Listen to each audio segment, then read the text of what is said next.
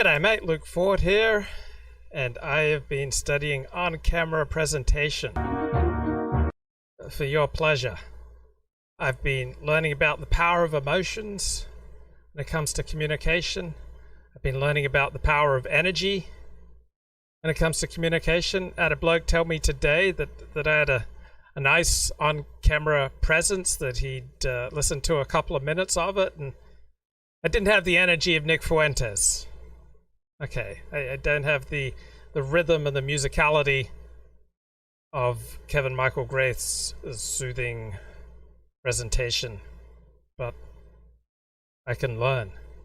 I'm learning about the powers of the dramatic pause. I've read Roger Ailes' book, You Are the Message. So here we go on an incredibly rhythmic and musical live stream. Let's begin with Aaron Amihud, once around the block, searching for Gandalf. Welcome to the 4th episode of Once Around the Block. Where is Gandalf? Where is he? Gandalf, where are you? You're not in my neighborhood. Yeah, anybody that would watch this, 20 or 30 of you, would also know who Gandalf is. I don't think he needs a long introduction. A very erudite dude, reads a lot of books. Very intense guy. Not completely sure if he has a firm grip of reality. Entertaining, insightful, and missed, I think. He just disappeared from the streaming world, and I put things together. The rumor is that he tried to commit suicide, which I hope that's not true, and that he's being medically taken care of by professionals. And I hope that's not true, but if it is true, I feel slightly involved, I guess, in a way. And so what I put together is that he was rejected by 3 Jews, and I was one of them, all at the same time. He was rejected by Luke Ford, and it looked like Luke Ford was looking for a co-host, and Gandalf was really excited to be a co-host. And it looked like Luke Ford didn't want to go to that direction. And he was rejected by me because I didn't want to stream anymore. And we'll get back to that. And he was rejected by Duvid. Because Duvid is a mean, really super mean guy. Don't let the calm voice fool you. It's really windy right now, so bear with me. I'm sure it's disturbing the audio. The guy will really dig into you really hard. I've received his treatment, and he's harsh. I can take it. Because, I don't know, I can take it. But I can see how, if somebody like Duvid digs into you, I can see how you don't recover from it. And it was a couple weeks ago, or 3 weeks ago, that Duvid really laid into Gandalf, and it was around the same time as me and Luke rejected him. And I'm wondering if these are the things that drove him over the edge. So obviously, all 3 of us aren't responsible, quote unquote, but maybe all 3 of us are somehow guilty of not treating fellow human beings well enough. And it's making me reevaluate how I want to treat people on the internet, of course. And as far as Like I didn't reject him. I just rejected streaming because I'm a nationalist, and it became painfully clear of the irony of streaming nationalism. You know, going on the internet. The internet is the most global homo thing on the planet. It's got no borders. Everybody from across the world, you know, tunes in. That's why no one gets along actually on these things, because it's so no one's sharing their values on these streams. They don't have shared values that they were raised in, so they you know, there's a lot of disagreements, more than usual. So that's why. Okay, so a couple of quick thoughts here. I'm not conscious of ever rejecting Gandalf. I was glad for his contributions. He dropped off the map, and it had nothing to do, to the best of my knowledge, with anything I said or communicated or emailed to him. I was glad to have him come on the show. So I don't know why Gandalf dropped off. And then about YouTube nationalists not being able to get along, I think it's more a case of dissidents, people who are failing in real life, and so they spend a disproportionate amount of time online, and so the very qualities that contributed to their failing in real life led them to fail in maintaining relationships online. So perils of the e-personality. Don't think it's so much that going online and sharing your nationalist views discombobulates people. I think it's people who aren't succeeding in real life then spend a disproportionate amount of time online, and then the incentives when you go online to become grandiose, histrionic, narcissistic, overly dramatic, self-centered, impulsive, morbid, and just lash out are too much for most people. Okay, most people run into trouble when they start sharing their opinions online, but particularly for people already failing in real life, and then they go online and start sharing controversial opinions, then that's a recipe for disequilibrium. Why I stopped. Also, yeah, I just didn't. The last thing I did was there was a homosexual on my stream, and yeah, it just pissed me off to give him time, and the whole thing seemed gay and global. I figured, like, what am I? I'm going to contribute to that more. But Gandalf, if you're listening to this, first of all, I'm sorry, and don't blame the Jews, because all three of us aren't very good Jews. Luke is hardly a Jew, he's a convert. Me and Duvid were half Jews. So don't be too harsh on the Jews. And I know that if this is true, then your problems were deeper than just being insulted on the internet. And I hope that you get stronger. And I think I speak for most people that we miss you, and you know, you got the whole coronavirus. Want to hear your hot takes on everything, and so we hope to see you back. All right, bye-bye. Okay, that's Aaron Amihud, his stroll stream, Once Around the Block, episode 4, searching for Gandalf. I believe he's walking around in Jerusalem. That video just came out today. Right, I want to get back to talking about Carl Schmitt. No, we have not heard anything firm about Gandalf. Don't know what's going on with him. But I know what's going on with you, and I need you to stand up straight, dude. Stop looking at your phone. Stop multitasking. Stop surfing the web. I need your complete attention, because I'm going to say things that will forever change your life. Okay, so I can see the slumping. I can see the poor posture. I can see the multitasking.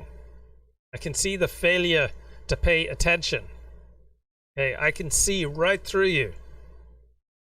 So stand up straight, sit up straight, think straight. Don't go globo homo on me, guys.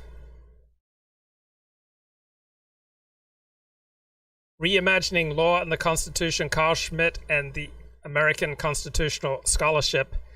And the author of this, Xiaodong Ding, is a law professor in China. So China does not have a long history with the rule of law. So perhaps I should begin there, talk a little bit about China and the rule of law. So meanwhile, I'll play some of the question and answer session from historian Jerry Z. Mueller's recent talk, What Jacob Taubes Saw in Carl Schmitt. But you speak loud anyway. When you say that Carl Schmitt's God is not God and these things aren't really anything but fake, I mean, you're not saying that, but you're close to doing that. I think it's important to then stress the fact that there's agnostic problematic here. He, as a young man, believed an evil God had created the world, and he turned back to Christianity, and one can't really understand how he did that. But the point is, this is something very serious for him. I mean, it is the religious dimension of his thought. And so if he doesn't believe in God, but in the demon or something like that, it is at least a very earnest belief, and carries the flavor of his whole position. Yeah, so he does certainly play with those ideas. You're thinking about his very early diaries and so on that have been published. And it's true that his view of history was by no means some kind of orthodox Catholic view. Yes. Yes. Yeah, I fully agree with what I fully agree with what you said. Apart from one point, the letter of Benjamin has been discussed over decades, and it is always judged as being kind of sidestep, not important. But it is not true. This is a projection from our time in order to make sense and to de-scandalize history. This letter is extremely scandalous, and it is not unique in his small vita, where Benjamin on 2 pages discusses his influences. He talks about Riegel, the art historian, and Carl Schmitt as one of the most essential impulses to his intellectual status. And the second point, and he quotes him all the time in the Ursprung. The second, the Hamlet book. It is always said, Mehring did that Schmitt quoted and dealt with Benjamin in the appendix in order to get off from the dark fame. But this is also only half true, because nobody knew Benjamin at that time. He was like in a closed nutshell between Gershom Scholem and Adorno, and nobody else knew him. It was only Hannah Arendt, through Illuminations in 1963, that Benjamin became famous, extremely famous, and then put on a column. So that one can say that Carl Schmitt, trying to get off from the dark fame through a left-wing Jewish intellectual who had contact with him, well, he helped to create the fame of Benjamin. There was nothing he could. So also this, I think one has nothing to do, but it should be reconstructed in a strict historical way. And so these 2 points are, from my perspective, slightly different, apart from all other things which I completely agree. Okay, so let me say something about both of those points. So my understanding, and indeed my understanding is a good deal influenced by what I've read of yours on this subject, is that what Benjamin took from Schmitt in the Trauerspiel book was this interest in linking political and aesthetic realms in a particular period of history. And I think in that sense, that's certainly the case, that Schmitt was really an influence on Benjamin for that book, and not just for that book, on other things too. So we're in radical agreement there. About what Schmitt did with the Benjamin letter in Helmut and Heckelbach, I think it's hard for us to imagine how attuned Schmitt was to this issue of who's Jewish and who wasn't. Right? I remember some letter, I don't remember when it was exactly, I think from Schmitt to Taubes. I think, and it's in reference to the book on Hobbes and Leviathan, where he either tells Taubes or he tells Zander to tell Taubes, did you know that this historian who I cite in 1938 was of Jewish origin? Right? So in other words, Schmitt was very attuned to this question of who is Jewish and how citing Jews and not citing Jews during the Third Reich, and then citing Jews after 1945 was part of his rehabilitation. So even though you're right, Benjamin wasn't that well. Right, so Carl Schmitt always loved to cite Jews after World War II to try to rehabilitate his reputation. Okay, let's talk about A Troublesome Inheritance, Genes, Race, and Human History, here by Nicholas Wade, page 140. The Chinese invented the modern state more than 1,000 years before Europe did. Chinese state arose because tribal organizations could not handle the demands of the Chinese style of warfare. But one thing that China did not develop was the rule of law. China was able to develop the institutions of an autocratic state.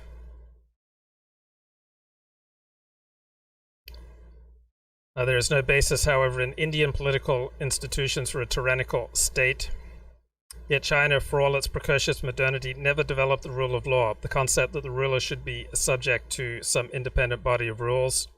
In India, law did not spring from political authority as it did in China. It came from a source independent of and superior to the political ruler, meaning the law that sprang from the caste system. India never developed the formal mechanisms contrived by Europeans for holding the ruler accountable to the law.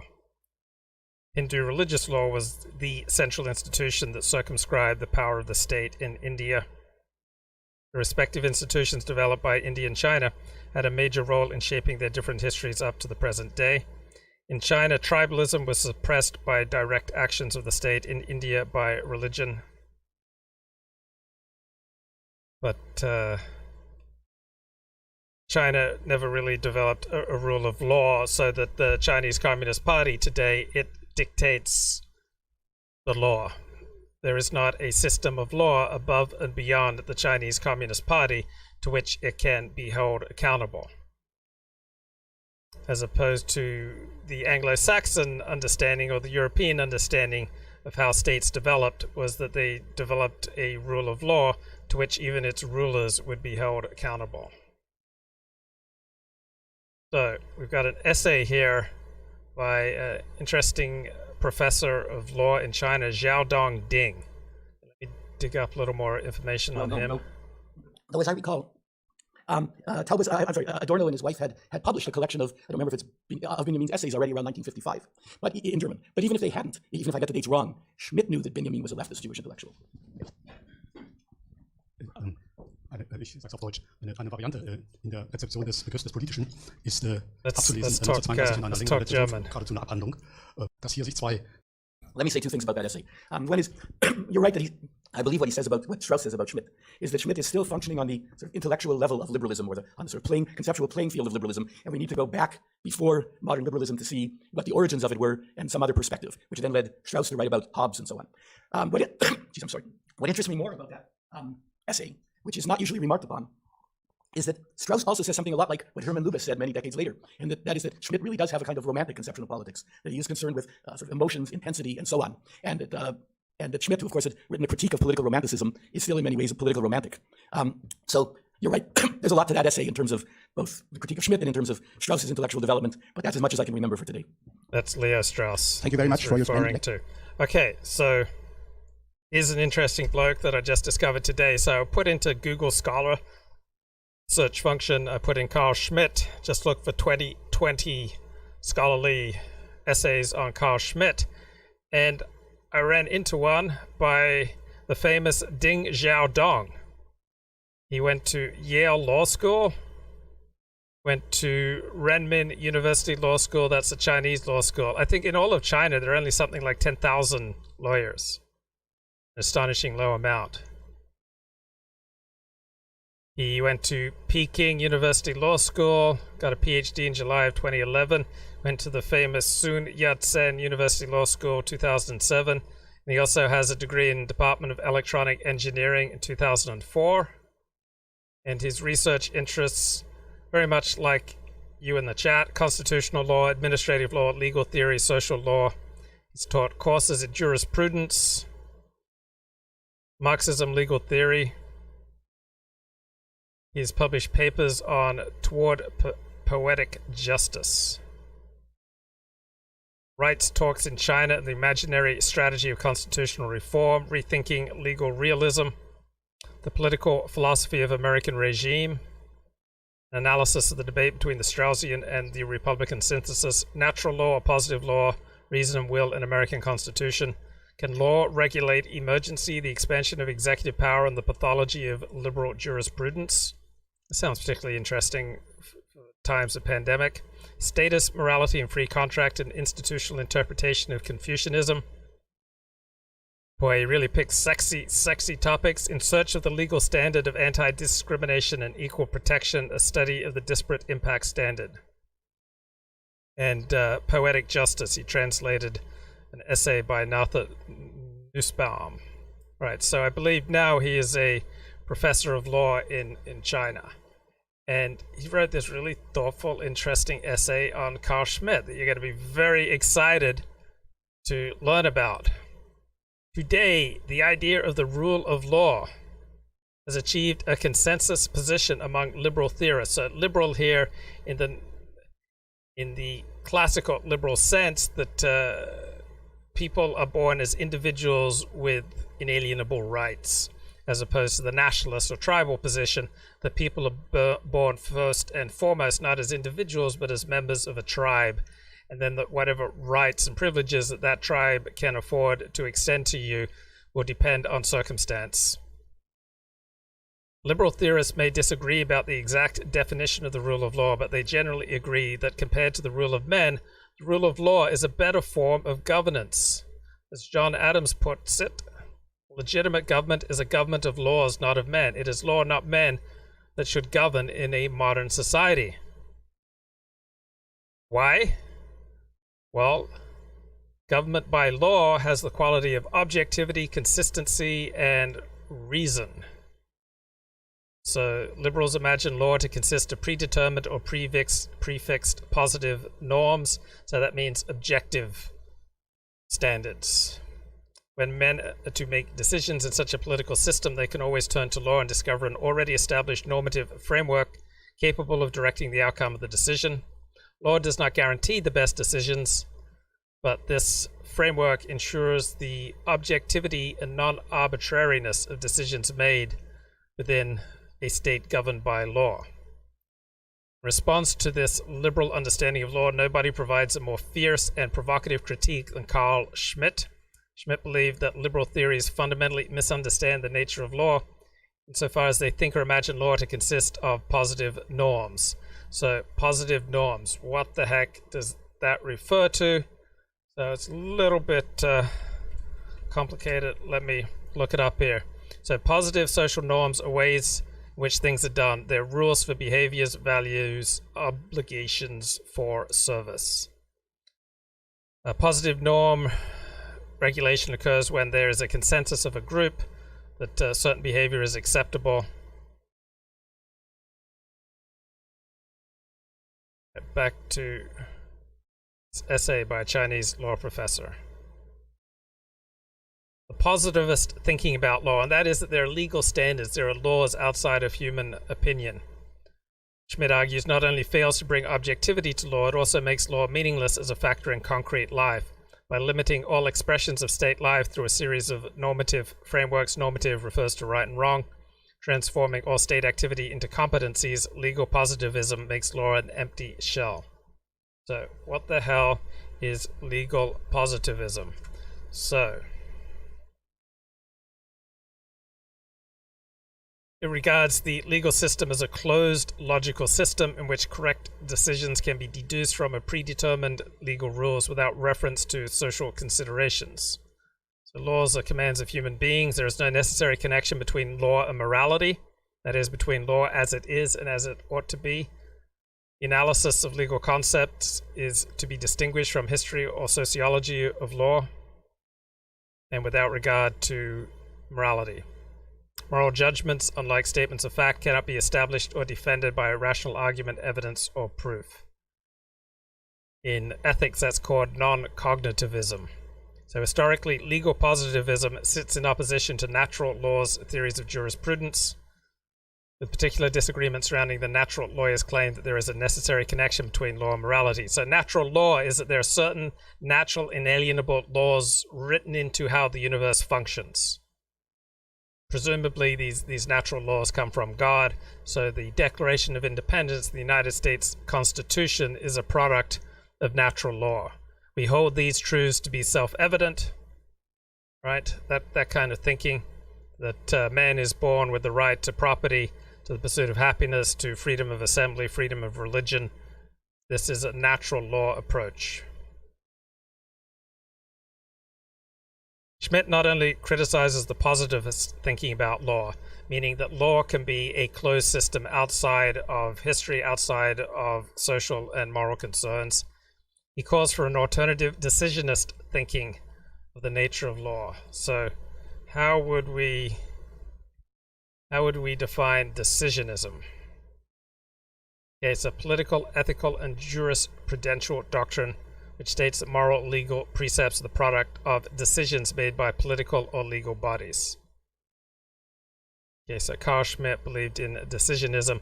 It's not that the law exists as a closed and objective system outside of us, but really law results by the decisions of concrete people in concrete circumstances.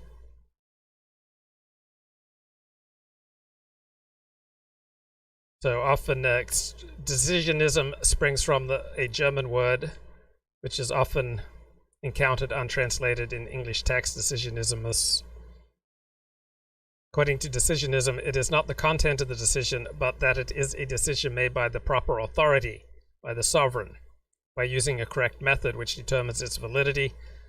Its most notable proponent in German law is the scholar Carl Schmitt. He held it's not the actual precepts of the law which determine its validity, but rather that it is being made into law by the proper authority. When Schmitt became a member of the National Socialist Party, he used decisionism as a way of justifying Nazi policy. He wrote an essay, said, "The Führer protects the law." He published this essay after the purge of Ernst Röhm, when Hitler conducted a purge that killed about, 100 of his most loyal supporters from the SA.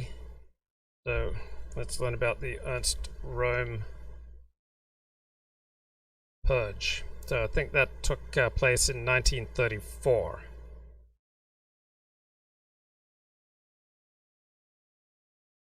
What was the SA? That was the party that Ernst Röhm, or as the organization that Ernst Röhm set up.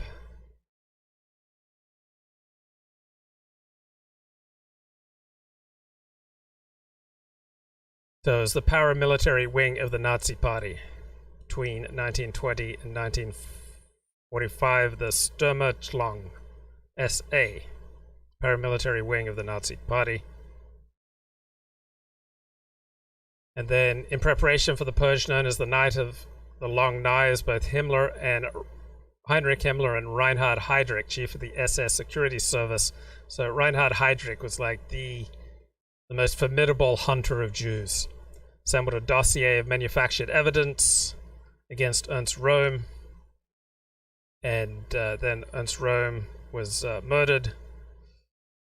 The homosexuality of Röhm and other SA leaders was made public to add shock value, even though the sexuality of Röhm and other SA leaders had been known by Hitler and other Nazi leaders for years. The purge of the SA was legalized on the 3rd of July 1994 with a one-paragraph decree done by Hitler to cover his own tracks. The law declared the measures taken on 30th of June and the 1st and 2nd of July to suppress treasonous assaults are legal as acts of self-defense by the state.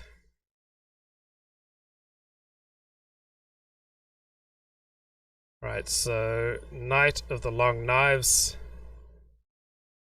How many people? 85, at least 85 people died during the purge, though the final death toll may have been in the hundreds.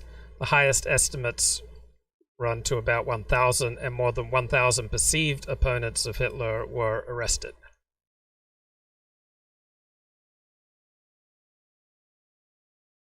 Okay, so for Schmitt, the law is concretized only in a judgment, not in a norm. So the law depends on decisions by people. The law does not exist as a closed system outside of the people. It is the decision or the judgment, not the norm, that constitutes the essence of law. And so it is the exception, not the rule, that reveals the true character of law. The exception can be more important than the rule, not because of a romantic irony for the paradox, but because the seriousness of an insight goes deeper than the clear generalizations inferred from what ordinarily repeats itself. Law, therefore, should be reimagined as the will of an authoritative decider. Constitution should be reimagined as the people making decisions and actualizing their will in concrete life.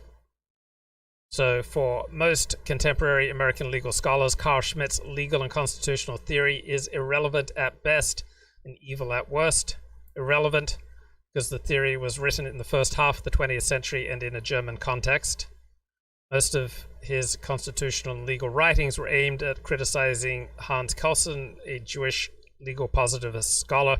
Hans Carlson's work has had little influence on American jurisprudence.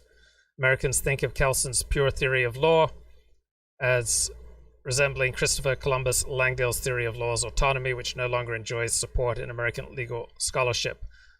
It did not survive the American legal realist movement. So, for American scholars, it seems that Schmitt's theory of law and constitutionalism, his critique of legal positivism, is irrelevant for American constitutional theory. Then other American liberal scholars of jurisprudence see that Carl Schmitt's theory is wrong, possibly dangerous. They believe that Schmitt's call for a decisionist understanding of law and his praise of the exception undermines the virtues of the rule of law. William Scheuermann argues that Schmitt's theory would mean the end of law. According to Scheuermann, Schmitt's theory, there would be no norm that provides guidance and restraint on human decisions. Politics would consist of nothing but unbridled subjectivity. So this Chinese scholar argues that Schmitt's theory provides a powerful critique of legal positivism, offers a meaningful understanding and redefinition of law. Legal positivism adds no objectivity to legal interpretation by imagining laws as norms. So once again, what is legal positivism? It understands the legal system as a closed logical system in which correct decisions can be deduced from predetermined legal rules without reference to social or moral considerations. In concrete life, law is always an actual subject, individual or collective, who decides, sustains, and actualizes laws. Law is not some objective, transcendent, closed system. We cannot usefully imagine law apart from the political will of the legitimate decider. In modern democratic society, which considers the people as the only legitimate foundation of power, this means that law should be imagined as the people's will. So if law right now was imagined as the people's will, we'd probably have an end to all immigration. We'd probably have an end to affirmative action. What else would we have? We'd probably have I'm not sure if we would have an end to gay marriage. Rule of law should be imagined as rule by the people exercising their will.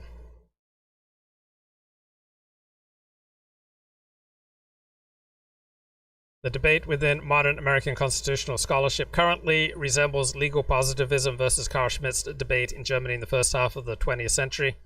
Positivist thinking about law still dominates American constitutional scholarship, but there are Schmitt-like theories, watered down, that provide powerful critiques of the positive thinking regarding the American Constitution. I argue that while there are Schmitt-like theories in American constitutional scholarship, all these theories are only weak, they're faint-hearted. They remain bound to positivist thinking about the Constitution, meaning that it exists as a closed system outside of moral and social implications. So finally, in this essay, the author argues for a fully Schmittian understanding of the Constitution. Let's go back to the very exciting question and answer discussion here. Jerry Z. Mueller, his topic of his lecture, which I played yesterday, what Yakov Taub saw in Carl Schmitt. Sure. I think we have to talk about Erik Voegelin and first of Peterson. No, we don't have to, but we can. Yes, but if we have, it's not a play of cards, I know. And I miss Richard Faber here because he pointed out very clear that he was a Catholic Roman fundamentalist theologically. Who was? Schmitt. But okay, go ahead. Yeah. All right. So you have to think the Zoon Politikon also without theological implications. It's a matter of reality, and that's what Peterson insisted on. It's not possible, as the Kirchenkampf showed. The Nazis took over religion a lot, and then at the same time the Bekennende Kirche acted against them. So the Nazis were telling them, you are political, you are politicizing religion. So that's the problem that we have to do with öffentliche Verleumdung, as Gottfried Keller put it. In politics, it's possible. And the view between Benjamin and Schmitt is, from Schmitt, I agree to your interpretation that it was idleness. Benjamin was very famous, so he had to say something about Benjamin. But the view together was that Benjamin, if he did anything in philosophy, we know from Erik Voegelin that philosophy is as much a foundation as Judaism, as Buddhism, as Christianity. Philosophy is not nothing. That was Leo Strauss' point, if you want to put it like that. So Benjamin wanted this Jetzt der Erkennbarkeit. He wanted an existential theory of political action of human beings. And he was certainly of Jewish origin, but he was a natural subject of Germany, and he was, if you wanted, like a Kaiserjude with all the best equipped things. He was not different from anybody. However, so now I bet you'd give your right arm to be at that academic conference. Could you imagine anything more exciting? Where did this take place? It took place January 28, 2020, at the very exciting Einstein Forum, which I presume is in Germany, because most of the speeches from the Einstein Forum here are in Germany. But imagine the thrills, the excitement, the off-the-hook parties, that were going down at that Einstein Forum. And just imagine if we were there mixing with the movers and shakers, with some of the world's preeminent intellectuals, like an Einstein Forum. Could anything be more exciting than an Einstein Forum? It even you can see it splitting as I talk about it, like the sky is being split. You can see that split in the sky over Los Angeles as I talk about the Einstein Forum. Whoa, excitement off the hook. That was the intention of Benjamin, and he couldn't point out his theory. Probably it wasn't possible. Maybe it's possible that Adorno was done with Benjamin, that Scholem. And then there is the question with Scholem and Benjamin, and that's my end. You have a mystic of politics or a science or politics of mystic. So the one was Benjamin, the other was Scholem. So if we not see this cue of the existential arrow going through every...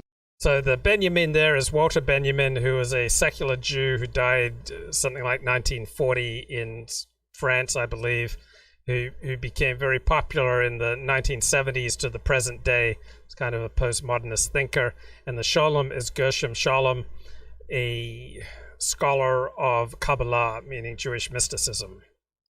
Carl Schmitt came from a Roman Catholic background, but he essentially dropped his Roman Catholic faith by the 1920s when he started prowling the streets of Germany picking up prostitutes. Disavow. Okay.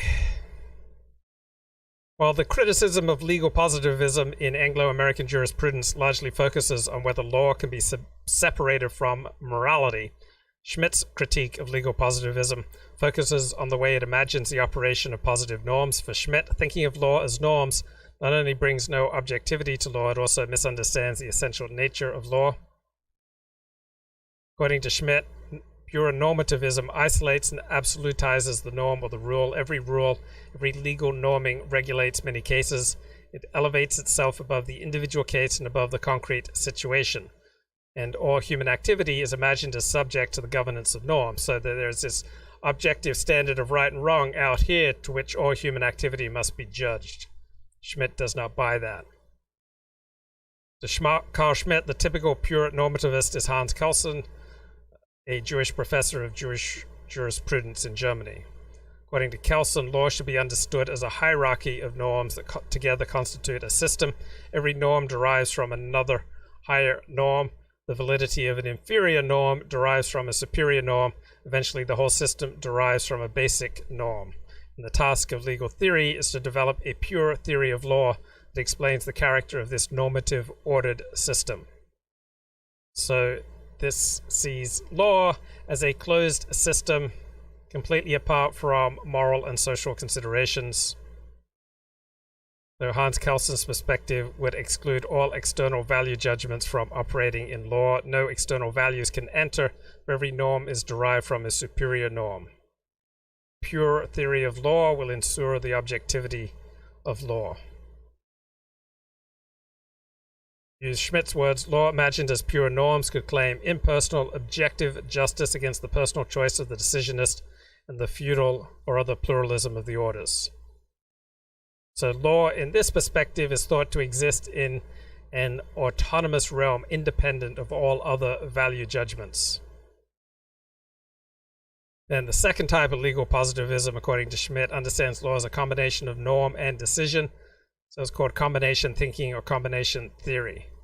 So combination thinking positivists accept extra norm decisions as the legitimate foundation of law, so morality and social circumstance can have a say on the law.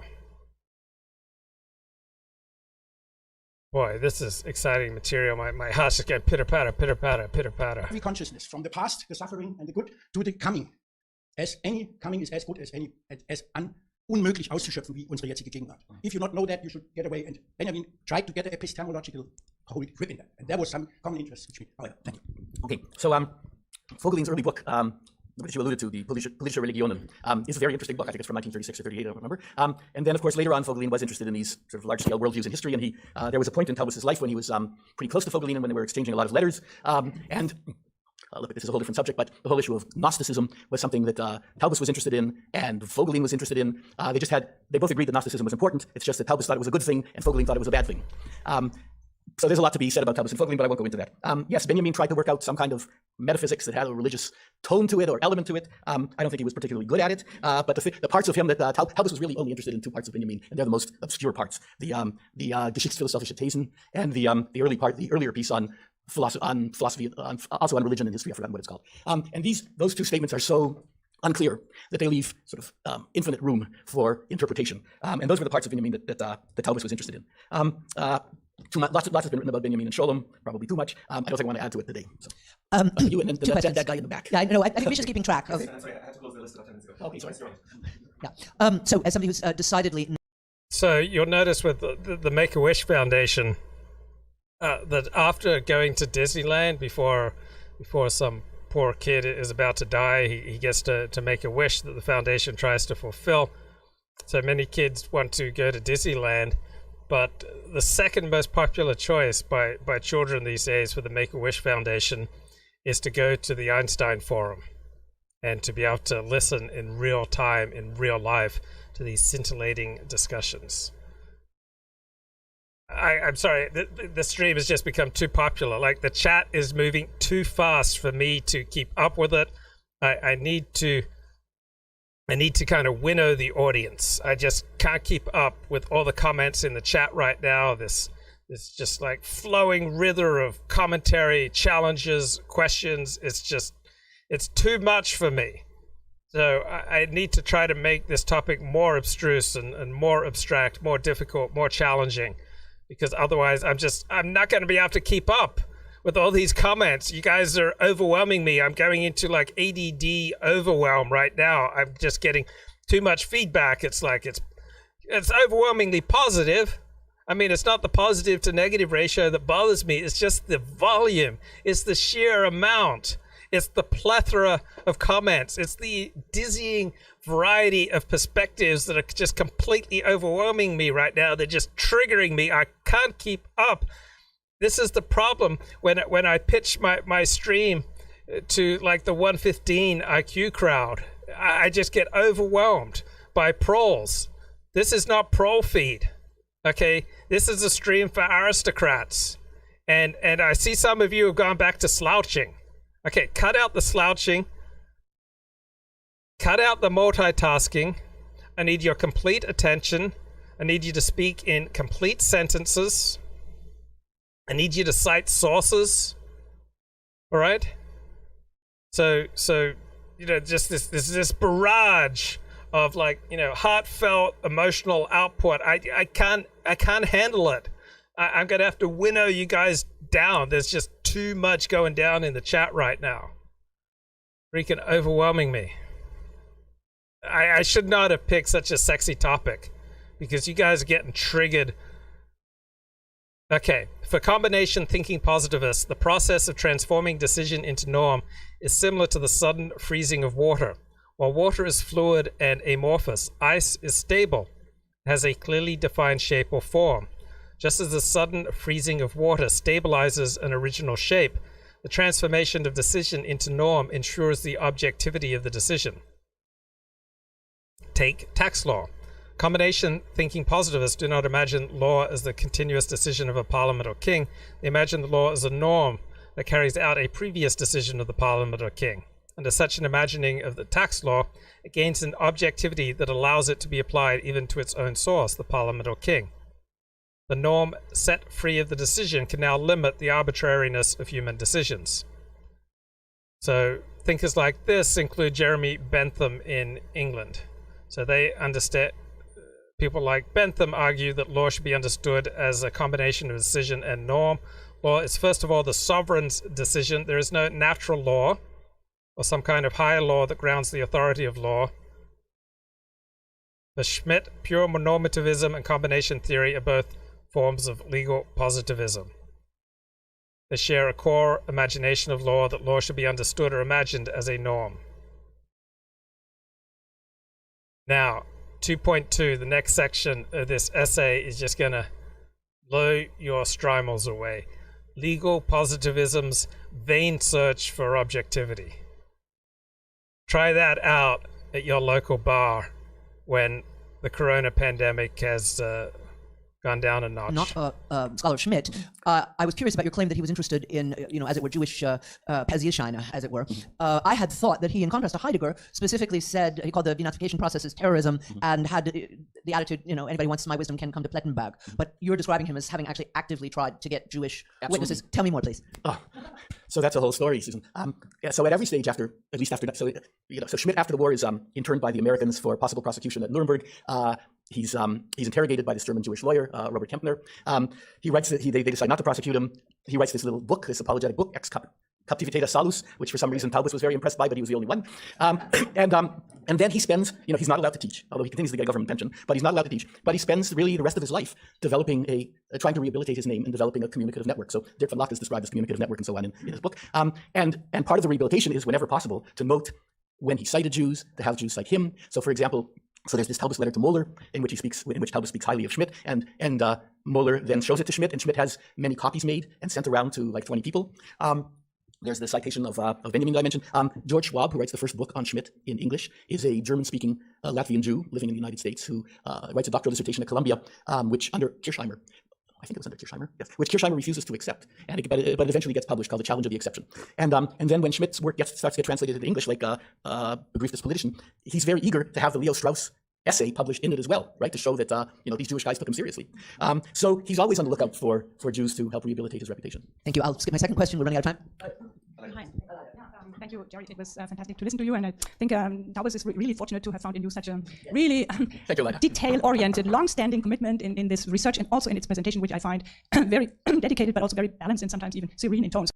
So there's a great point in the chat. I'm just able to winnow it out from all the chaff and just get down to the gold here from Bernard. What do you think of the pragmatism of Carl Schmitt? He was anti-Nazi pre-1933. He was pro-Nazi 1933 to 1945. He was anti-Nazi post-1945. At least he was not a dogmatic ideologue. Carl Schmitt was not a Nazi, the exception being 1933 to 1945. So I'll give you an analogy from my own experience. You can think of all my life led up to the Saturday night Jim Goad massacre. Like all my life was just a logical unfolding, a logical build to the Saturday night Jim Goad massacre. And then after that Saturday night massacre, I turned on a dime and I thought I can't be a party to this kind of character assassination, to making streams that are so popular, having thousands of people watch these streams. That's just not for me. I can't be pandering to the lowest common denominator. I need to elevate these topics. Let's just, for 3 months, let's just read Walker Connor. Okay, so all of my life was building to the Saturday Night Massacre and then reacting to the Saturday Night Massacre. So that's my analogy. That's my implicit understanding of the pragmatism of Carl Schmitt. He's an interesting bloke who was doing the best he could in very difficult and trying circumstances. Okay, let's get back to legal positivism's vain search for objectivity. Okay, don't think I can get any sexy material out of this. So. My wholehearted congratulations and thanks. I just wanted to add a few words about how this book was published. You mentioned Carl Schmitt that she's holding up there. Carl Schmitt. Yeah. So actually, you said correctly. He dealt out this handout before his first lecture. So in a way, it was like a weapon. He had to be secure on some ground to enter this big hazardous enterprise of the lectures in that particular context. So he started with this topic, and it loomed large in the Paulus lectures and the meeting with Carl Schmitt. And the people at the fest who organized the whole series decided we don't want all of this Carl Schmitt stuff. So please cut it out. It does not relate to the topic, and it is really extra. It takes the coherence out of the whole thing. And so I got in contact with Peter Gente, and we agreed that he took that part from the lectures and published them individually. It was a very quick development because there are mistakes. There comes a couple of passages who appear twice, so there was really no lector involved. But even though now we are interested to hear that this is the book that opened the access to Schmitt internationally. So you never know our beginnings, never know our ends, to quote George Eliot here. But I have 4 small points relating also to what you said. The first point is the vicinity between his places of worship is really interesting. You mentioned Jerusalem. We could add Paris. Yes. We were fascinated to hear that Taubes was a person who went to synagogue in Paris on Saturday, Shabbat, and on Sunday he went to the Notre Dame to listen to Lustinger, whom he always greeted. After the sermon, he would go and to celebrate this meeting with him. Then at once when we were in Paris together, Jan suggested So yes, Yaakov Taubes, when he would go to synagogue, he wouldn't go to some watered down version of Judaism like Reform Judaism or Conservative Judaism. He wouldn't really go to modern Orthodox synagogues either. He would only go to traditional Orthodox synagogues. If he was going to do Judaism, he had to go to the extreme. He was an extremist by nature. And so he'd go to the traditional Orthodox synagogue on Shabbat, and then Sunday morning he would go to church to listen to Cardinal Lusinger, who I believe was a Jewish convert to Roman Catholicism, and some people even talked about him as becoming Pope one day.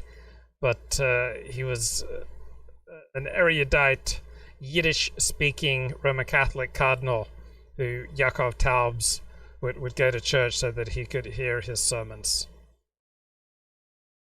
For Carl Schmitt, legal positivism not only brings no objectivity to law, it also misunderstands the nature of law. Carlson's theory imagines law as a set of norms with an independent existence. Yet a legal norm is but an abstraction. It cannot exist independently of a will. In real life, the very existence of law always depends upon the legitimate decider's willingness to accept certain norms as law. The law is not something apart from this willful affirmation. In a modern democratic society, the legitimate decider is the people, which means that law depends on the people's recognition and affirmation. Norms become law when they are recognized and affirmed by the people. There is no moment of separation as imagined by Carlson's theory. Were that moment ever to arrive, the validity of law would evaporate. Without the people's willingness to continuously recognize and affirm a norm, it would become nothing more than historical legal materials at best and waste paper at worst. So in Jewish history, thousands of instances, rabbis have passed a law that Jews should act in this way, they should abide by this precept, and the people rejected that law that the rabbis passed.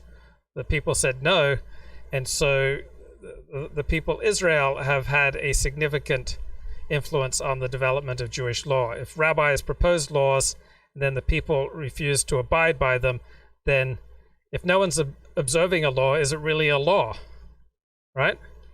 If you have a speed limit of 55 miles an hour and nobody is driving 55, everybody's driving over 70 miles an hour, then how valid is it to think about 55 miles an hour being a law?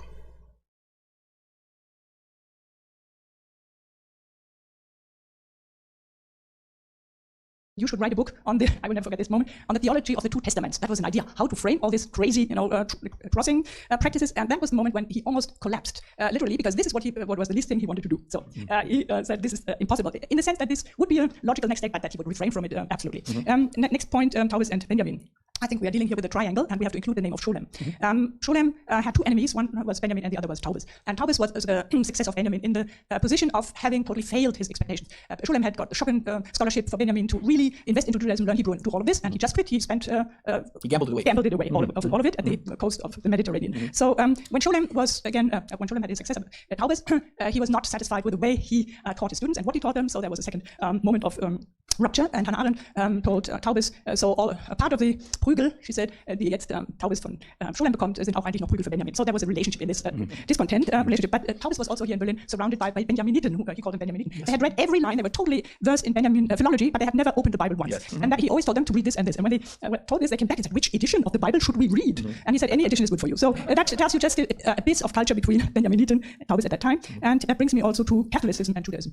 One thing that we learned was that he was interested in Catholics, because for them, at the beginning of the century, 20th century, they were a kind of minority. Why were they a minority? Because they were ousted by Kulturprotestantismus. Von Harnack here in Berlin would be the example. So they had no say in intellectual affairs. And this is what made Catholics for Taubes interesting, because he saw in them a parallel case again, namely that of a minority, and also within Judaism, of course, because half of Judaism was complicit with Kulturprotestantismus and organ playing and all of this in synagogues. And so the other half, he was countering that tendency within Judaism, and Catholics he saw as in a way in a similar position. So that he said, die kannten sich nicht aus auf dem Parkett. That was his image. Konnten sich auf dem Parkett nicht bewegen, auf dem man sich dieser Kultur bewegte. That made an initial interest, a moment of interest. But I think in this meeting with Carl Schmitt, to come back to this primal scene of this conference, I think what was going on, and you are very clever to point this out now to us, they both had an investment in the other, a mutual interest.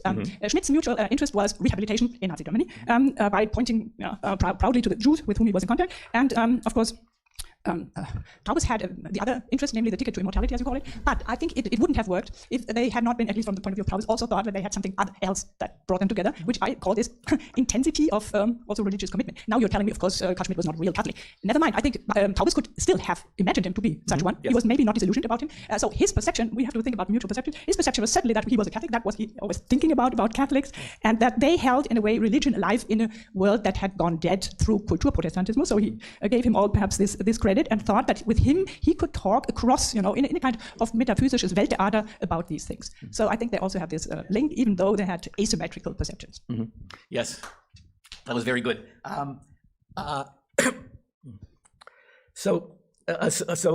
written down the factual things that you added to my knowledge. I'm just going to say that in terms of the Scholem-Taubes relationship, there was more to it than just the failed Benjamin relationship. I mean, when I know someone who knew Scholem well and knew Taubes well, and after Scholem died, she went and stayed at the house with Fanya, and on Scholem's bed, open, was Walter Benjamin's work. Right. So this was, and in some ways, Walter Benjamin was the love of Scholem's lifetime. Yes, but Taubes wasn't like that. Believe me, Scholem didn't have Taubes' work on his bed. Now Scholem did have a series of failed relationships with some of his other students in Jerusalem, students who he would develop and then would become alienated from for one reason or another. The Taubes relationship it was more complicated than that, than the ones with Weiss and Tishby and these other people. There were many other factors. It's a story in itself, and we'll keep it for another time. But thank you very much for your comments. We are officially out of time. I'm skipping my own comment, and Rüdiger is the last person on my list. I would like to address briefly the question why it took 22 years for Taubes for his coming out to really approach Carl Schmitt. And Herbert Kopp-Oberstebrink, he told us yesterday that he was in touch via detours with other people and so on. And it was only in 1977 when he decided to really approach Carl Schmitt. Mm-hmm. And Horst Bredekamp, and I feel sort of obliged to introduce or reintroduce another name here into our discussion. Horst Bredekamp already mentioned him yesterday briefly, and that's the name of Hans Blumenberg, who was a decisive point why Taubes made this U-turn in a way. Yes. And I would like to just remind us of the correspondence between Blumenberg and Taubes, because what happened in 1977 was, I mean, we can always argue about the value of personal explanations and motivations and so on, but now we are deep down in these questions anyway, so I would like to just rethink the correspondence. When in 1977, Taubes returned from hospital, and he wrote a very short letter to Blumenberg, and more or less telling him, I'm divorced from my wife, Margareta von Brentano, and she is an evil person, and my publisher Surkamp Unseid is an evil person as well, and everybody is evil except of you. You are the only one I'm loyal to, and I would like to call you my friend.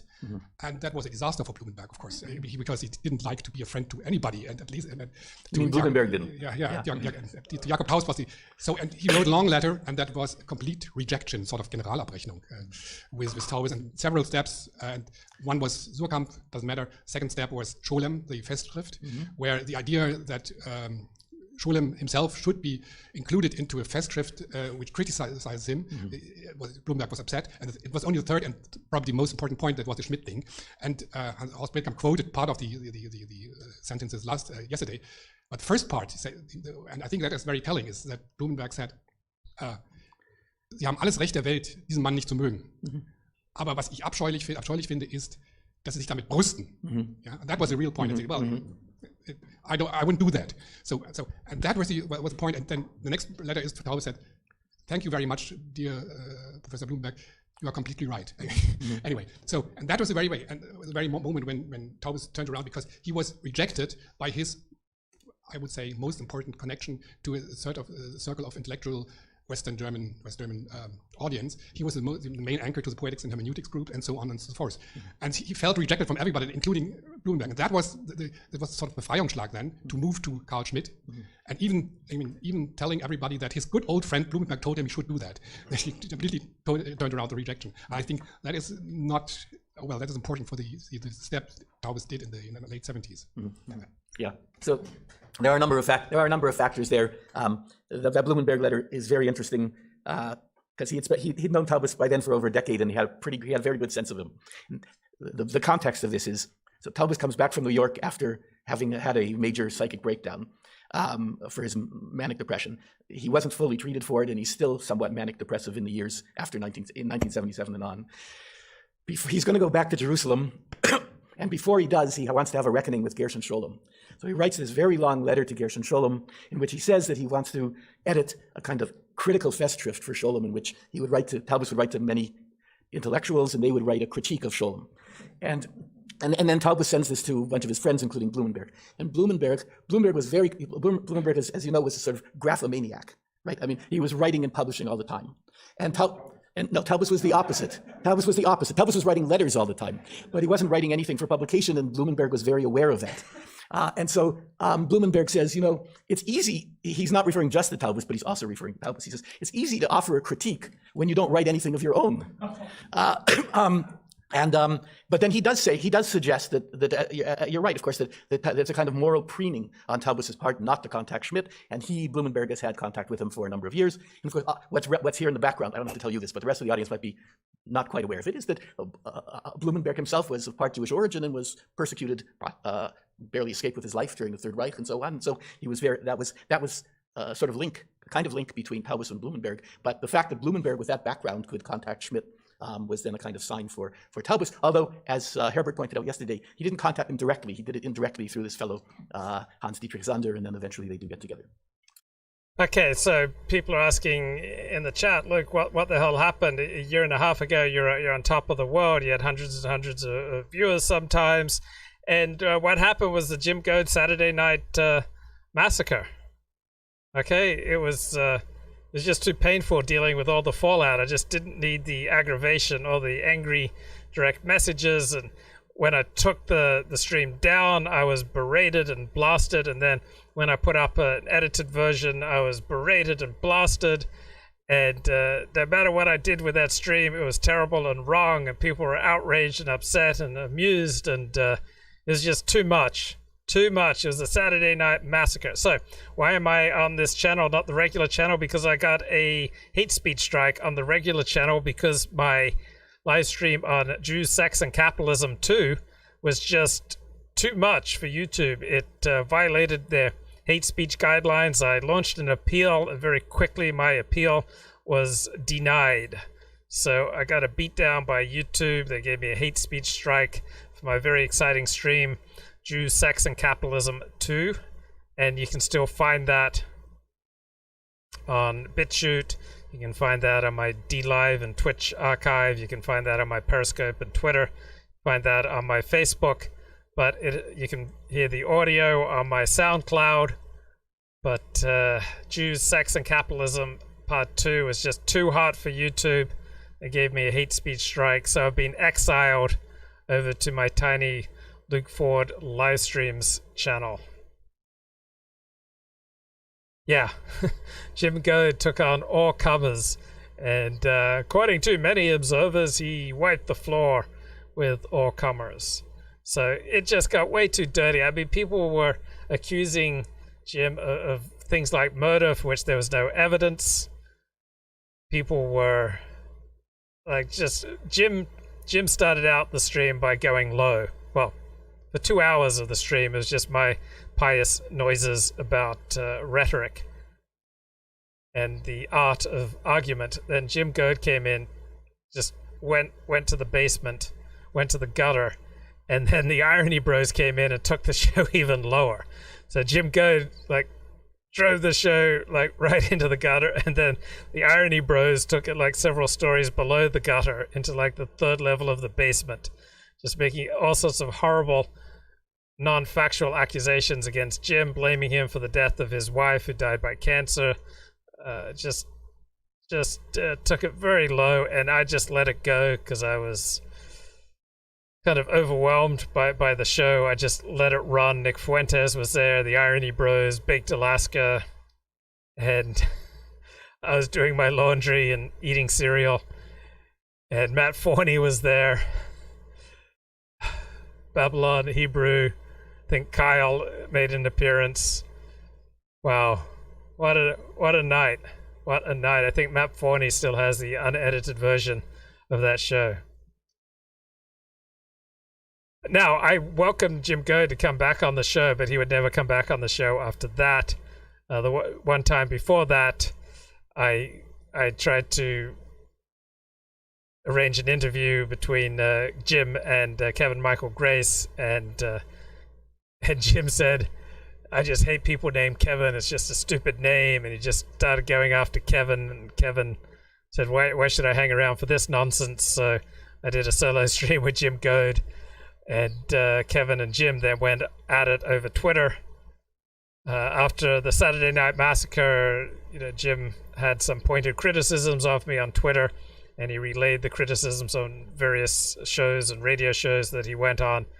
And after a few days, Jim hasn't spoken to me since. So I don't think Jim will come back to the show, but I would welcome him back on. Wow, what a night. Crazy, crazy night. So after that, I was forever changed. Let's do a completely different style show. I just can't allow people to come at a show and make reckless accusations of murder. All right, let's talk about Carl Schmitt's political understanding of law. According to Schmitt, a legal norm cannot help itself to be realized in concrete life. Legal positivists imagine law as a set of norms that can exist independently of life. They pay little attention to the actualization of law. They simply presuppose that law has binding force. Law as a norm, however, is passive until someone or some group does something with it. Laws as norms alone can never have any binding force. The norms themselves simply cannot bring any change to concrete life. Law as norm cannot use, apply, or enact itself. It cannot itself interpret, define, or sanction. It cannot, without ceasing to be a norm, designate or nominate those concrete persons who are supposed to interpret or use the law. For law to restrain power, there must always be responsible people to husband and direct the law. Without the people's responsible political action to take care of the law, law would only exist as a norm or as an abstraction. It would have no impact on concrete life. So if the speed limit is 55 miles an hour but nobody observes it, then that law has no impact on real life. Law, according to Carl Schmitt, should be redefined as the legitimate decider's will or continuous decision. The norm is only a part of the law. The norm is only a limited and derivative part of the whole and complete jurisprudential purpose. Norm is only a tool, a byproduct of law. It is a tool that a legitimate decider uses to realize his will in concrete life. If a king or a parliament refuses to acknowledge a tax norm, or if a king or a parliament is overthrown, then a tax norm would immediately become what Carl Schmitt calls waste paper. So, according to the First Amendment, we have a freedom to assemble.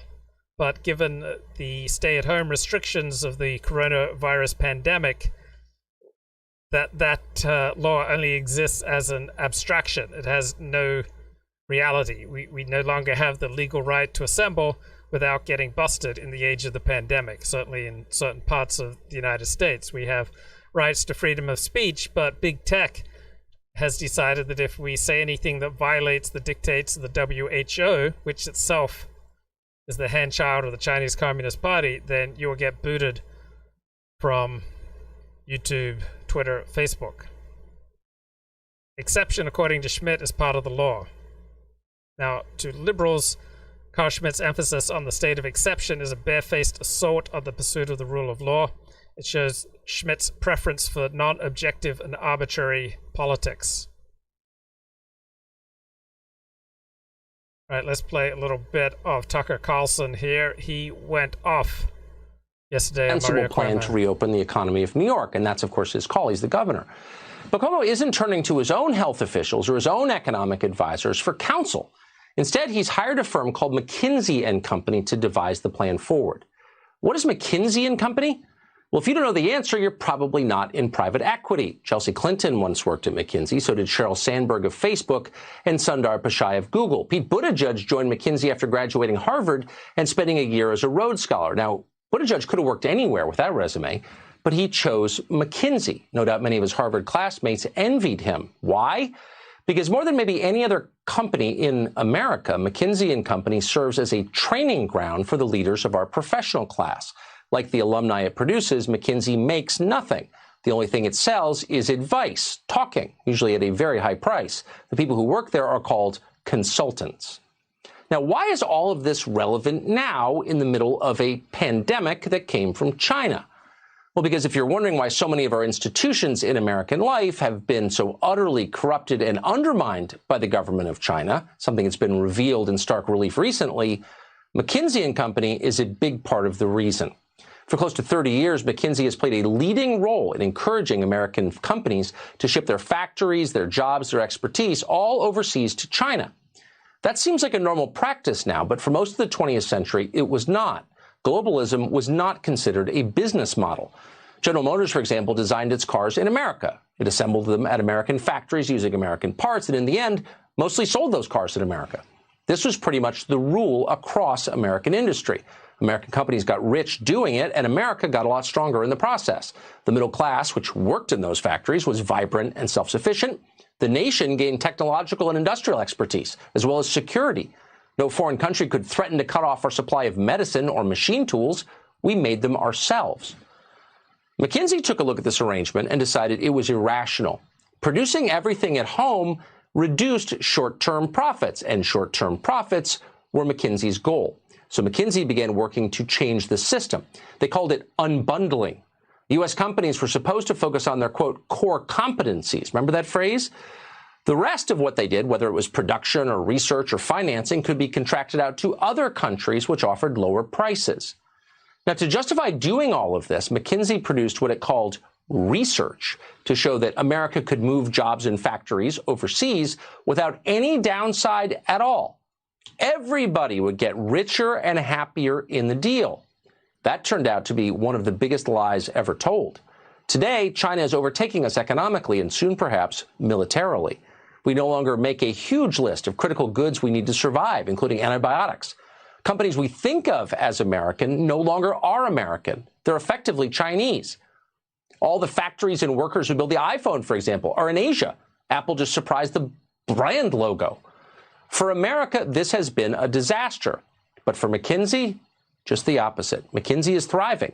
As the American economy faded, McKinsey simply attached itself to the world's next superpower. How close to the company is the Chinese government and vice versa? Consider this. From 2009 to 2018, McKinsey's managing director was a man called Dominic Barton. At the same time he was managing McKinsey, Barton also served on the advisory board of the China Development Bank. The China Development Bank is a massive Communist Party-controlled enterprise that finances the One Belt, One Road initiative. You may have heard of that. It's China's bid to dominate international commerce through massive infrastructure projects. Barton is now Canada's ambassador to China. Now, McKinsey is not embarrassed about any of this, just the opposite. In fact, in its current marketing materials, the company brags that 30% of its Chinese clients are state-owned enterprises.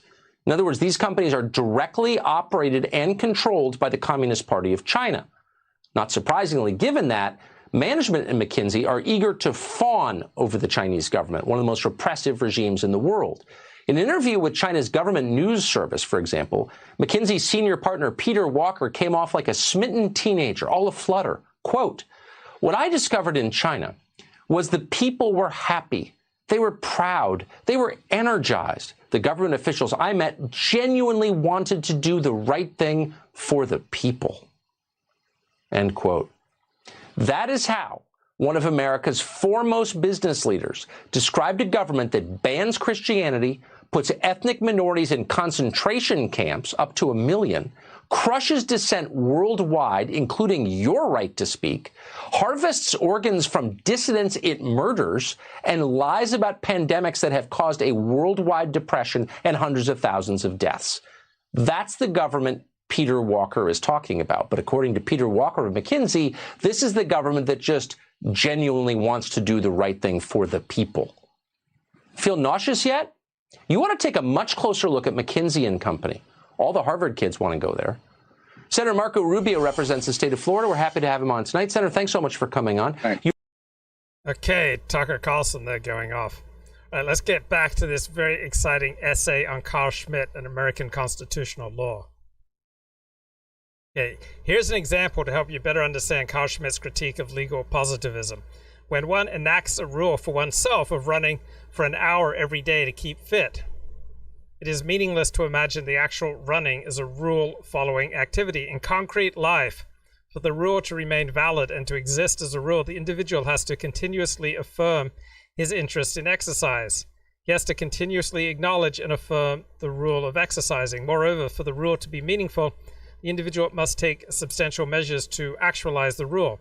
It would be meaningless if one continuously acknowledged the validity of the rule of running while always remaining a couch potato at home. A rule remains a rule only if there is care for it. A political rule, that is, a law, requires a certain sort of community of care. So individual self-rule under law means nothing but an individual exercising his will. The rule of law means nothing but the legitimate decider exercising his will. Both the activity of an individual's self-rule and the activity of the rule of law. Law is only a means and a product of the individual or the legitimate decider's will. A rule employed by the individual or the decider to realize its will.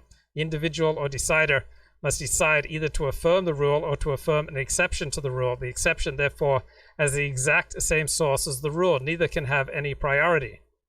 So Schmitt's legal and constitutional theory provides a more serious understanding of law than Hans Carlson's theory.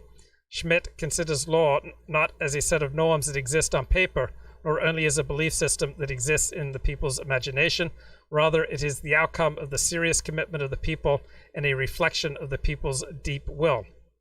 Under Carl Schmitt's legal theory, the people should not only enact law and legitimate the law, they should also affirm the law and be responsible for making it real, making it concrete, for making it actual.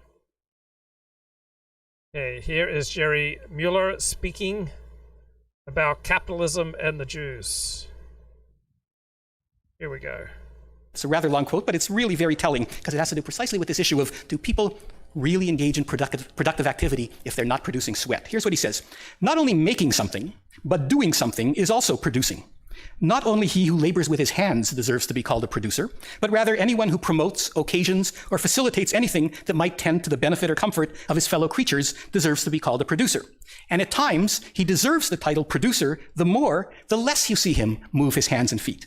Many a merchant, while quietly engaged at his desk in forming commercial speculations, or while lolling on his sofa, pondering on distant adventures, produces more than the most active and noisy mechanic or tradesman. End of quote. So in the early modern period, and to some degree through the 19th and 20th century, you had Jewish thinkers who defended the connection between Jews and trade, and between Jews and commerce, and between Jews and finance, and Jews and money. But many of the notions that I mentioned that associated trade with a lack of productivity found their echoes in Jewish circles as well. That is to say, some Jews came to accept to a greater or lesser degree this anti-Semitic critique of Jewish economic patterns. One finds that, for example, among Jewish socialists, among some strains of labor Zionism, and even sometimes among capitalist Jewish philanthropists. From the late 19th century through the early decades of the 20th century, there were a series of attempts to move Jews from commerce and finance into crafts and into farming.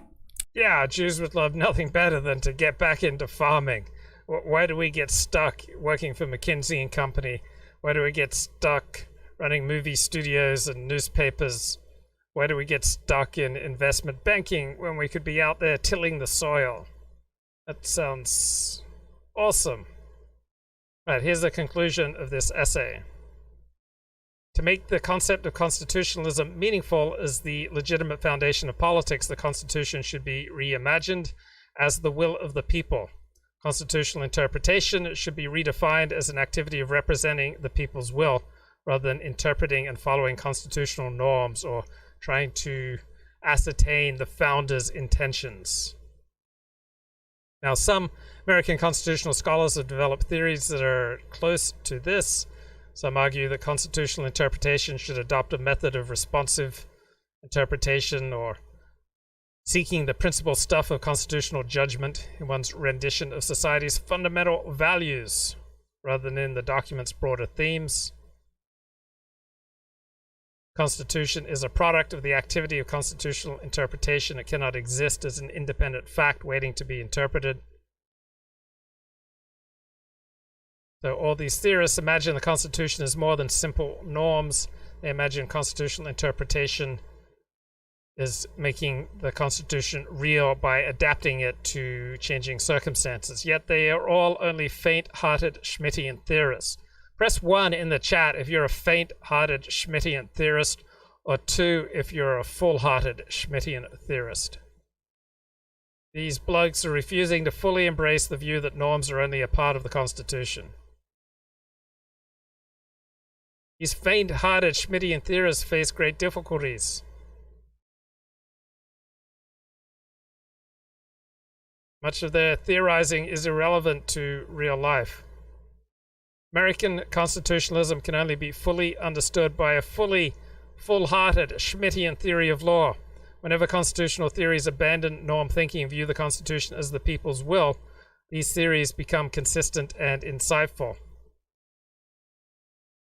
Schmitt's theory should not be viewed as the enemy of law or of the Constitution. Rather, Schmitt's theory is a reimagination of law and the Constitution. It brings back a meaningful concept of law and Constitution. That comes from a Chinese legal scholar, Zhao Dongding, who went to Yale Law School. Back to Twitter. What's going on Twitter right now? Okay, here's a way to understand negative oil prices. Imagine the following. You pay $500 today and you commit to receiving an escort at your home in 15 days because your wife is traveling. This is called a futures contract. Unfortunately, lockdown came and your wife will now be home for the next 60 days. You do not want this woman to show up at your home at all, and you try to pass this futures contract to someone else. And you cannot sell this commitment because nobody can receive the escort at home anymore. Everyone is in full storage with wife. To make matters worse, not even the pimp, the Chicago Mercantile Exchange, has more room to receive girls because his house is crowded with girls. So you will pay anyone just to take the girl off your hands. Do you now understand why oil has a negative price when the contract is delivered? In the United States, the banker and philanthropist Jacob Schiff created the Jewish Immigrants Information Bureau in 1907 to try to encourage Jews to settle as farmers in Texas rather than crowd into New York as garment workers. The largest Jewish colonization project of the interwar era, which is now hardly remembered, was the work of the Agro Joint in the Soviet Union. From 1924 to 1938, it spent about $16 million, most of it which came from well-to-do Jewish philanthropists in the United States, to try to settle some 60,000 Jews in 1 million acres in the Ukraine and the Crimea. The experiment failed rather dismally. Now, in historical retrospect, these projects have a peculiar kind of untimeliness, attempts to create Jewish farmers and industrial workers, while capitalist development was moving towards an economy based increasingly on white-collar occupations, on services, and on the expansion of retailing. But while these would-be reformers were trying to move Jews out of trade, the Jewish masses responded by moving themselves to where opportunities for trade were greater, namely out of Russia and Eastern Europe, where most of them lived, to Western Europe and to the United States. Okay, so it sounds like Jews don't really want to be farmers. All right, here's Nancy Pelosi.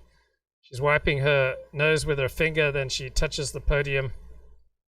She's shivering. She's a mess. Nancy Pelosi, which sheds Speaker of the House. sorrow about those who have lost their lives and their loved ones, those who are suffering from the virus, a very important piece of legislation. So we wiping come her to wet the floor, nose, rubbing it on the very podium. important piece of legislation. So we come to the floor with such heartache, which sheds sorrow about those who have lost their lives and their loved ones, those who are suffering from the virus assault now, and for those who are in doubt about their economic situation. Very important piece of legislation. Okay, great. Thank you, Nancy Pelosi. Right, here's Jerry Mueller speaking on capitalism and the Jews at Stanford University 4 years ago. As the development of modern capitalism created economic opportunities in Europe and in its colonial offshoots, like the United States, Jews were disproportionately successful at seizing those opportunities. And that's in good part because the Jews of Europe were well positioned to do so by their earlier history. Let's take a very brief look at the most relevant elements of that history for understanding why Jews were particularly well positioned to thrive and to excel in capitalist societies when legal opportunities became available to them. At the beginning of the modern period, say about 1700, about half the Jews in the world lived in Eastern Europe. Most of them had come there during the 16th and 17th centuries, when large numbers of Jews had settled in what was then called the Polish-Lithuanian Commonwealth. In the 18th century, Poland was divided up among Okay, let's have a look at the Chinese Communist Party's cover-up of the coronavirus. I'm going to be shockingly topical for a few minutes, but if too many people start watching the stream, I'm going to go back to logical positivism. Not a threat, it's a promise. Okay, the coronavirus cover-up, a timeline, how the Chinese Communist Party misled the world about COVID-19 and is using the World Health Organization as an instrument of propaganda. The CCP has consistently deceived the world about the coronavirus since its appearance in late 2019. You should see the startling parallels between what the CCP has been putting out and what the WHO has put out. The WHO has promoted and legitimized China's false claims. Now, the consequences of China's deception, the WHO's credulity, are now playing out globally. The denial of information, outright fabrications, disregard for human life, both within and outside of China's borders, so shocking and pervasive that the contracting of the virus by millions worldwide and the resultant death toll was not only foreseeable, but also entirely avoidable. The Chinese Communist Party had taken steps early on. Instead of covering up its spread, instead of lying about its spread, if the WHO had simply questioned or cautioned against China's assertions, the harm from the COVID-19 virus would have been significantly reduced. Instead, we've got YouTube essentially enforcing everything that the WHO is saying about COVID-19 and then going after you if you dare to disagree with the WHO. Like, who appointed the WHO as God over us, right? Why is the Chinese Communist Party, why are they determining what we get to say on YouTube and on Facebook and on Twitter? It's disgusting. And let's listen to the CEO of YouTube here.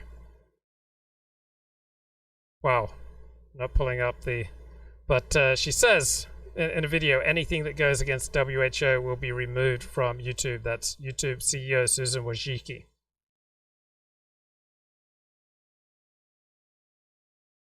So WHO simply parroting the line that's coming out of China. So okay, here's the video. Raising authoritative information. But then we also talk about removing information that is problematic. You know, of course, anything that is medically unsubstantiated. So people saying like, take vitamin C, take turmeric, like those are all will cure you. Those are the examples of things that would be a violation of our policy. Anything that would go against World Health Organization recommendations would be a violation of our policy. And so remove is another really important part of our policy. Great. So anything that goes against WHO gets removed from YouTube, and WHO simply parrots what the Chinese Communist Party says. And the head of the WHO, where does he come from? Comes from an Ethiopian Communist Party that has regularly practiced genocide. So that is his party, a genocidal Communist Party in Ethiopia. He runs, that's Ted, runs the WHO. So the People's Republic of China must be held accountable through demands for economic reparations and sanctions pertaining to human rights. China should be suspended from full membership in the WHO. Communist regimes have been responsible for the deaths of more than 100 million people worldwide. Final human toll of the current pandemic cannot yet be fully determined. But those who have perished or will perish from the coronavirus must be included in that count as victims of the Chinese Communist Party, victims of YouTube, victims of WHO, victims of their willful disregard for human life and their own legal obligations. So the world first learned about this pneumonia-like virus in central China in mid-December 2019 when a 57-year-old merchant at a seafood market reported feeling ill and visited a clinic. January 9, 2020, the virus was identified by Chinese authorities as a new type of coronavirus. Now know the first case was recorded in Wuhan, China, November 17, 2019, a fact still not acknowledged by the lying Chinese Communist Party. Took more than 2 months for the People's Republic of China to inform the world that the coronavirus was being transmitted among human beings, which the regime finally admitted January 20th. Yet the People's Republic of China knew about human-to-human transmission by late December, yet ordered the evidence destroyed. Such information was vital to prevent the global pandemic. Chinese Communist Party Chair Xi Jinping stated on February 3rd that he made requests for prevention and control of the new coronavirus pneumonia in early January. Evidence indicates that by then, People's Republic of China deliberately prevented the dissemination of knowledge necessary to stop the illness from spreading. The Chinese Communist Party took early measures to silence individuals in China's scientific and health communities from publicizing information about the disease. These actions delayed the world's understanding of and response to the novel illness. China has acted identically with regard to other awful outbreaks of influenza that it has unleashed on the world, such as SARS and the Hong Kong flu. Okay, Dr. Li Wenling warned the world of coronavirus. He was forced to make a self-criticism, later died from the virus February 7, 2020. People's Republic of China prevented outside health experts from the United States and WHO from independently verifying data about the health situation in Wuhan. China was covering up a major outbreak, which embarrassed its communist leadership.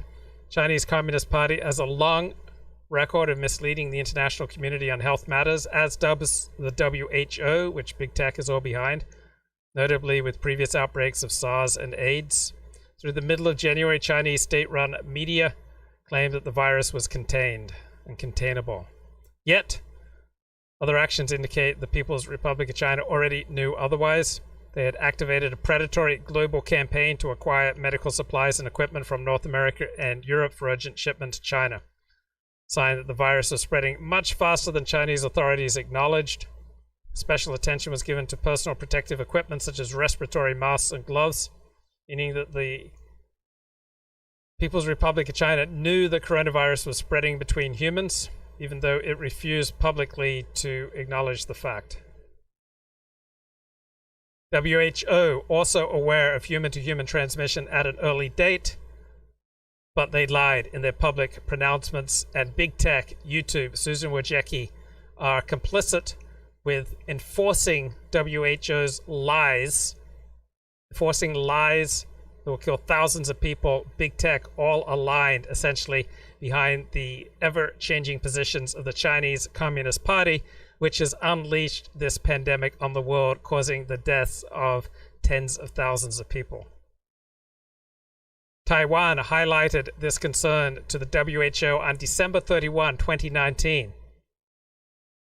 January 14, 2020, WHO was still reporting the preliminary investigations conducted by the Chinese authorities found no clear evidence of human-to-human transmission. WHO is pushing those Chinese communist lies. No point has the WHO criticized China for refusing to let it verify its data or for pilfering global medical supplies. Instead, the WHO praises China in glowing terms, saying that they were reassured of the quality of the ongoing investigations and the response measures. WHO also repeated the Chinese Communist claims that there was no evidence of human-to-human transmission, despite doctors contracting the coronavirus from patients. WHO maintained its position about no human-to-human transmission until January 23rd, 3 days after the Chinese Communists finally admitted the fact that China creates this global pandemic. By the time China acknowledged that the coronavirus spread between humans, a fact that they had already long known, the virus had already made its way across Asia to Europe and to North America. The number of infected people in China was rapidly increasing, but China's tally of infections and deaths was severely undercounted as China continued to crack down on free speech, just like big tech in the West. They hate free speech. They only permit the promotion of WHO lies that are slaughtering thousands of people. The Chinese Communist Party prevented independent medical investigations, thus lulling the world into a false sense of security. Chinese oppression significantly increased beginning in late January. It detained and disappeared independent Chinese journalists, and how many they murdered and tortured. They expelled foreign journalists. They shut down the internet in certain areas. State censors were given more powers to remove content from the internet, trying to hide what was happening not just in Wuhan but across China. Many Chinese risked their lives exposing the lies of the communist regime. Chinese Communist Party at the same time began a global lying campaign. From February onward, Chinese communist officials accused the United States of spreading the virus and intentionally planting it in Wuhan. People's Republic of China began shipping 40 medical supplies and equipment to foreign countries, including some whose medical resources it had already hoarded. So despite creating this mounting global crisis by withholding vital information, People's Republic of China was benefiting from it geopolitically and financially. This whole time, the World Health Organization continued to tout China's lies, continued to tout Chinese efforts. WHO continued to spread lies and erroneous data, which is enforced by the whims of big tech. WHO officials praised China's transparency and cooperation in late January, even though a WHO team was not allowed into Wuhan until late February. WHO's refusal to question Chinese actions delayed the WHO's declaration of a global pandemic until March 11, 2020, by which point it was too late for most nations to effectively protect their citizens. WHO has continued to accept and to repeat China's lies. Others have begun to recognize the truth.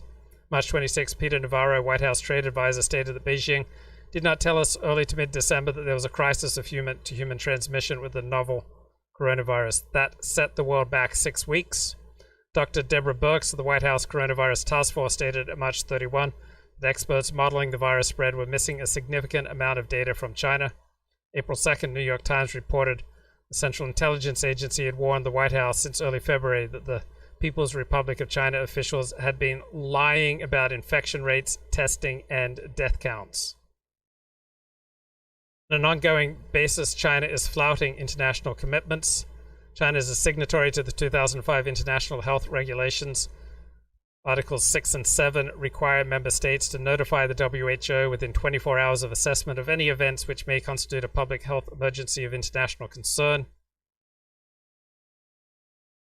China is obviously guilty of this. China's silence probably killed Chinese doctors who spoke publicly about coronavirus. They refused offers from the US Centers for Disease Control and WHO to visit Wuhan in January. They delayed offers of epidemic investigation assistance from the WHO. Chinese Communist Party refused to cooperate with international partners, willfully perpetrated a cover-up from the start, even though it meant violating its treaty obligations. Chinese Communist Party has continued to dramatically undercount the number of cases of coronavirus in China, even claiming no new cases for many days in a row since mid-March. Since such claims are challenged by a number of eyewitness Chinese, they are now changing their death toll count. New cases have consistently not been reported by China. Chinese testing kits are notoriously unreliable, just like other Chinese goods, which are notoriously shoddy. Anyone who does business with China recognizes that Chinese business people will try to cheat you every which way they can. That's what I'm told. Every which way they can. Just dealing with Chinese business is just the very worst experience of any country's business people. China does not count asymptomatic patients. Got all these funeral urns in Wuhan. Got the high volume of untested coronavirus victims. WHO remains silent, has not pointed out People's Republic of China's violations of the 2005 International Health Regulations. Instead, WHO repeatedly praises China's transparency, even though the Chinese Communist Party is deceived and dissembled at every stage and is still doing so. China lied, people died. Chinese Communist Party's deception has a terrible human toll, more than 100,000 global deaths and counting.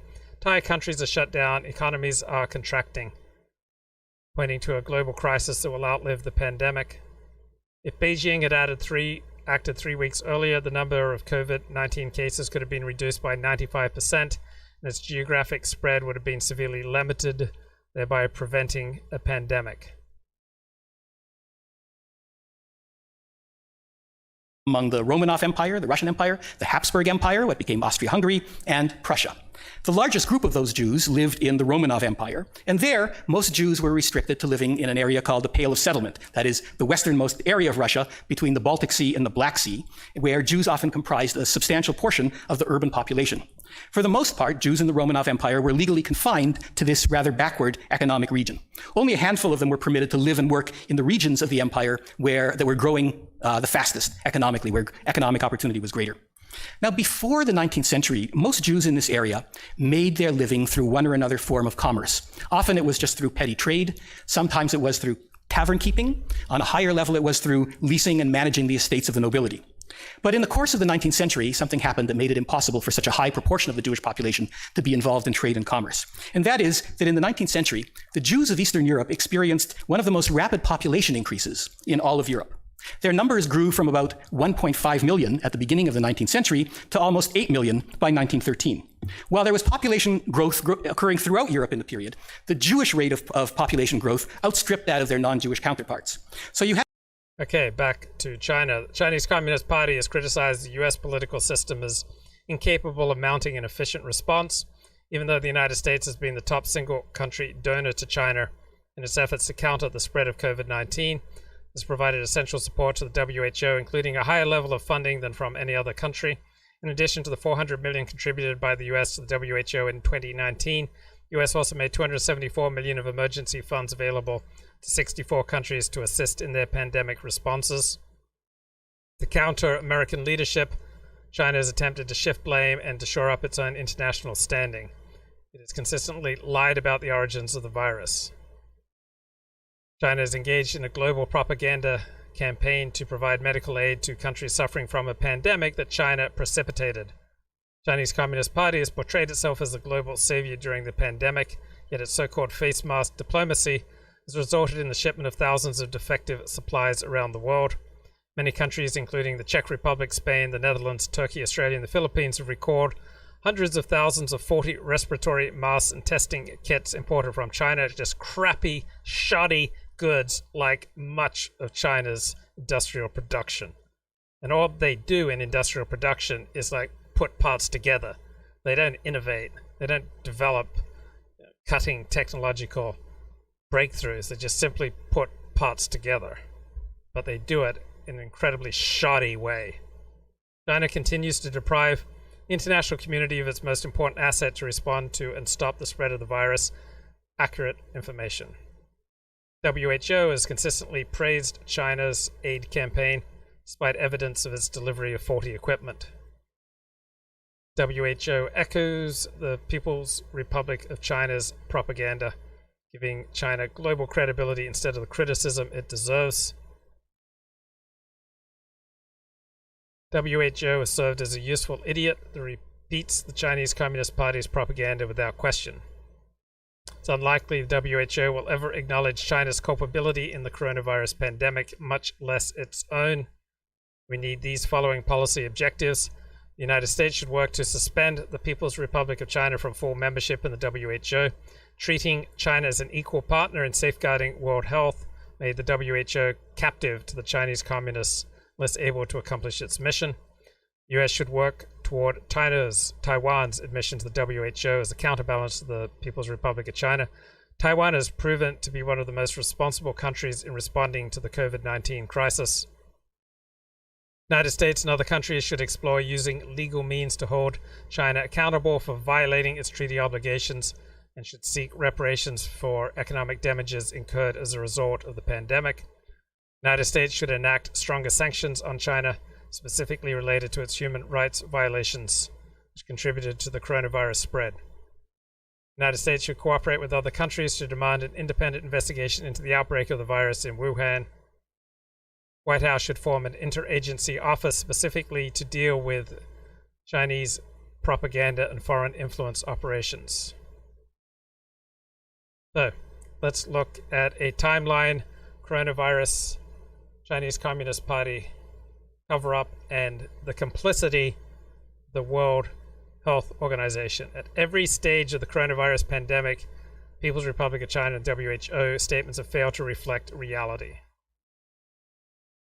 So, December 21, 2019, China said a cluster of pneumonia cases with an unknown cause occurred in Wuhan. WHO echoed this reality. November 17, first reported case of coronavirus.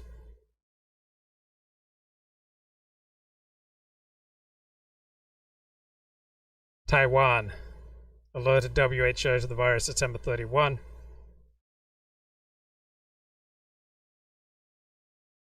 Wuhan Municipal Health Commission announced December 31, any organization or individuals are not allowed to release treatment information to the public without authorization. January 1, please call on all netizens to not spread rumors. WHO, good to receive updated information from China on pneumonia of unknown cause. WHO remains in close touch with Chinese authorities. They work to identify the cause. China, January 11. At present, no medical staff infection has been found. No clear evidence of human-to-human transmission has been found. WHO echoes these lies.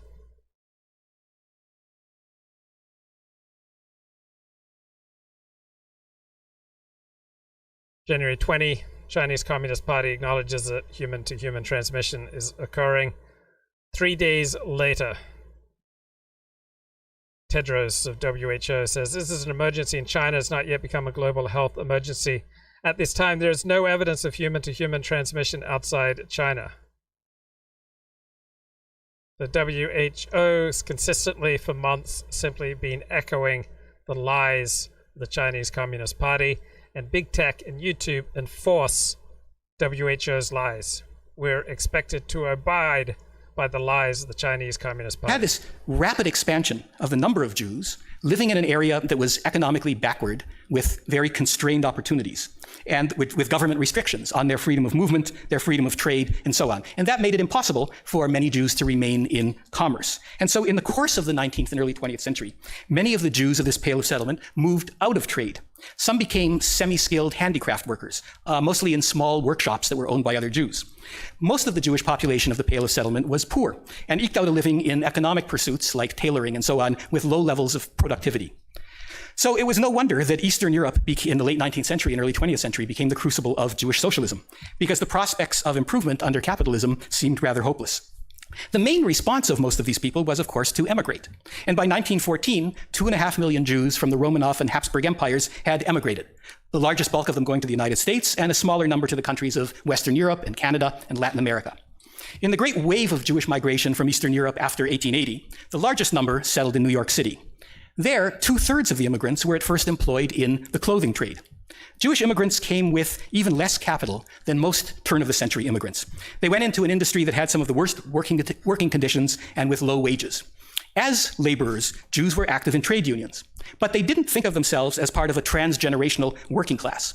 On the contrary, they wanted something different for themselves, if possible, and certainly for their children. A substantial number of those first-generation immigrants moved from the ranks of workers to the ranks of entrepreneurs, first in the clothing trades and then beyond. By the second generation, they'd often moved into other forms of retailing and then into real estate and the professions. In many regions of the United States, outside of New York, especially in the South and the Midwest and to some degree in the West itself, Jews began as peddlers. Peddlers are a very historically important form of entrepreneurship. Peddling is the lowest rung on the entrepreneurial ladder, where someone goes out literally with his goods on his back or with a horse and cart and goes into the countryside and sells goods to peasants or to farmers who otherwise wouldn't have access to those goods. And from peddling, Jews often moved up to shop owning and other forms of retailing. And then a generation later, some of them made the transition to the professions. If you look at the very broad pattern of modern Jewish history in Europe and the United States, you see that Jews tended to prosper wherever they attained that civic equality that allowed them to engage freely in market activity. Jews possessed basic equality of civil rights in the United States from the founding of the new nation in 1776. In the course of the 19th century, Jews were granted civic equality first in Western Europe, in Britain and France, and